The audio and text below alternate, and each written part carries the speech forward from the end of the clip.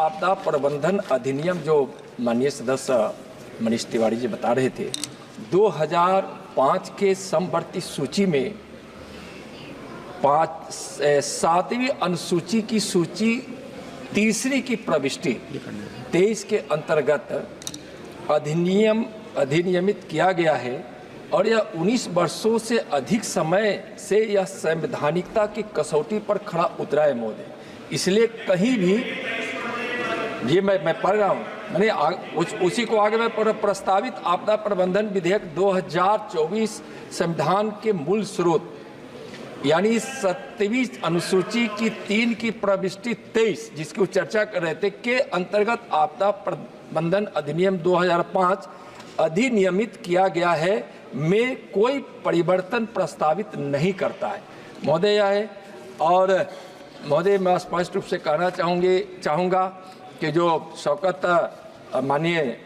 शौकत राय साहब ने कहा है और मनीष जी ने भी, कहीं भी ऐसा हस्तक्षेप नहीं है। आपदा का प्रबंधन प्रथम दायित्व राज्य का बनता है और जो इसमें विषय लाए गए हैं उस बना रहे कि आपदा का प्रबंधन ठीक से हो और आपदा का प्रबंधन ठीक से हो और बनाने का कारण भी है कि महोदय 2011 में एक टास्क फोर्स बनाई गई थी। बनाई क्यों गई थी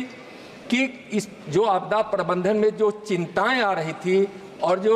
उसकी सीमाएं थी उसको ध्यान में रखते हुए 11 में बनी टास्क फोर्स ने 2013 में अपनी रिपोर्ट सबमिट की। रिपोर्ट सबमिट करने के बाद सरकार ने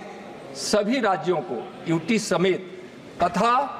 विभिन्न केंद्र सरकार के मंत्रालयों को एवं आपदा प्रबंधन से जुड़े सभी विशेषज्ञों को परामर्श के लिए भेजा गया और सबके जब परामर्श आए हैं, विचार आए हैं और उनकी चिंताओं को दूर करने के लिए आपदा प्रबंधन संशोधन विधेयक 2024 को सदन में पेश करने का निर्णय लिया गया है महोदय।